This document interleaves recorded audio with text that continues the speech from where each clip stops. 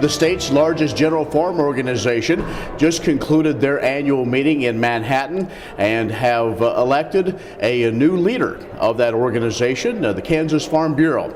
Joining us now is Rich Feltz from Liberty, Kansas, the incoming president of KFB. Well, first off, Rich, congratulations. Thank you very much, Ken. I appreciate that. Let's get right to it. Many folks maybe don't know where Liberty, Kansas is. I know coming from a small community, sometimes that helps. But let's talk about Liberty and your farming operation. Sure, Ken.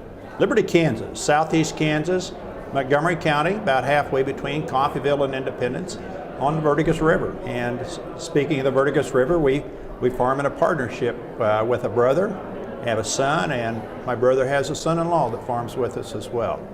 We have a diversified cropping operation at southeast Kansas-wise. We still raise some wheat, but our primary crops are corn and soybeans, and we're a little old-fashioned by some standards. We still raise hogs, but we've changed, and we kind of have a niche for what we do, and we're growing out breeding stock for a major breeding company. We're going to talk also about some of the Farm Bureau issues that were discussed here at this meeting, but one of the things I want to talk about is how you maybe got to this position within Farm Bureau. I know one of those building blocks, you were one of the original members of the Kansas Agricultural Leadership, that first class. Very true. And I guess coming out of that class several years ago, I just questioned myself and said, I want to do something with ag. I'm not sure what it is. It took a little while to surface, and this wasn't actually my objective, but the road just keeps going and going and going. Steve Backus, who has retired, he was also in that class. So I guess the point is strong agriculture leadership starts early in the state, and then it builds to positions like this to be real leaders. Well, I think our organization especially ought to be particularly proud of the CARL program, and the fact that Steve and I were in the first class.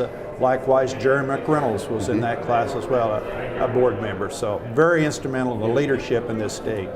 Also, there are a few other new board members, some retired, and so we also have some new board members that will be joining you. Yes, we'll have two new board members, not real strangers to Kansas Farm Bureau on the board, but yes, we'll have a board member coming from our resolutions committee, and then we'll have another board member that his spouse had retired, so he will be coming on the board. Well, that's one of the things we do want to talk about is the strength of Kansas Farm Bureau and the grassroots effort that took place over the last few days here in Manhattan. So we are talking with Richard Feltz, president of the Kansas Farm Bureau. You're watching Kansas Ag Report. This segment brought to you by Kansas Regenerative Medicine Center. Your stem cells, your health, your life. Farmers Insurance, your best protection against the unexpected. Call Agent Dan Key at 785-408-5459. Grass and Grain, online or in the mail, keeping Kansas farmers informed for over 60 years. grassandgrain.com. Blue River Traders, the finest selection of Western-style furniture for your home. BlueRiverTraders.com.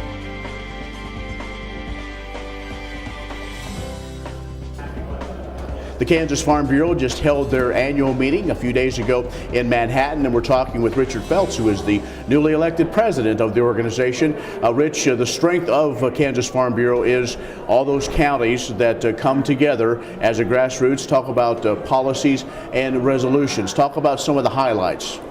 Well, I think this was one of those meetings that, there were still some empty seats, and that's in our delegation, and that's one thing that I would like to make an effort is we've got to have a little more input from some of the counties that for one reason or another our emphasis on Farm Bureau has diminished a bit. But all that said, yesterday evening we had a retirement for our president, and what a show when you have the governor and 2 U.S. senators show up for the retirement of your president. But we do have issues. There's no question that issues that are going to be of importance to us didn't get a lot of play with our policy process, but water issues. We know that water issues, two kinds of water issues. The waters of the U.S. issue, that there's been quite a battle on trying to downgrade some of the regulation on that's been forced upon us. But within the state, taking action regarding the governor's water vision and how we might address that, and getting deep enough into it that they're starting to see a lot of differences and needs of different people, going to be a challenge. Also, I think state finances always pose a question mark for you as property owners as to what direction we might go and the need for additional funding for some of those. Lesser Prairie Chicken is one that Farm Bureau is really Kansas Farm Bureau being one of those early leaders in trying to get some things stopped. No question. The Lesser Prairie Chicken has, and for the first time, Kansas Farm Bureau is going to lead a lawsuit in that case. The Lesser Prairie Chicken, and we think about and the other species that are potentially on that threatened or endangered list, and the impact that they're going to have on production agriculture as well, a lot of other industries as well. Well, Rich, even though it is a group effort, it is a grassroots effort, there still has to be a leader and to lead that. Your opportunity now to speak to Farm Bureau members, potential Farm Bureau members around the state of Kansas, what message do you have for them? That we have to act together. We're minority when we come to our society as a whole, and we've got to all be on the same page. We have to be advocates for our industry. And in our case, we start out, we need to be an advocate for our organization too, because strengths in numbers, strengths in our credibility, and we have a good credibility, but the grassroots nature of our organization is one of the most meaningful parts about it. And also, I would assume, continued outreach with the folks in the cities too to really understand. No question. We've got to have a consumer outreach. We've got to have a youth education outreach. Policy doesn't start in our Capitol buildings anymore. We have to start that with an education process of some of our general citizenship. Well, the reorganization will happen with the board, so you'll get ready before long. San Diego, home of American Farm Bureau convention this time around, so Kansas will once again be right in the forefront of helping shape national policy as well. No question. It'll be interesting to see what's on the forefront. We know that this year that we don't have farm policy to contend with here, but we know that there's major issues looming when it comes to farm policy. Again, Richard, congratulations. Look forward to working with you. Thank you very much, Ken. Richard Feltz from Liberty, Kansas, the new elected president of Kansas Farm Bureau. I'm Ken Rahjes. You're watching kansasAGreport. Happy holidays from Kansas Wheat. Merry Christmas from Paragon Ag.